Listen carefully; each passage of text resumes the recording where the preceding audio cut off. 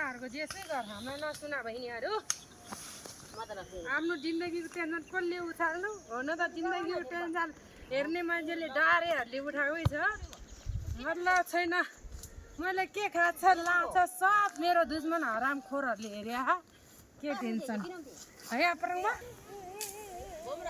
यस्तो खालको घाँस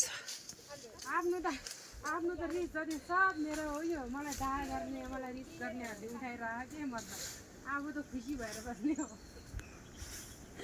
के खान्छ सब मेरो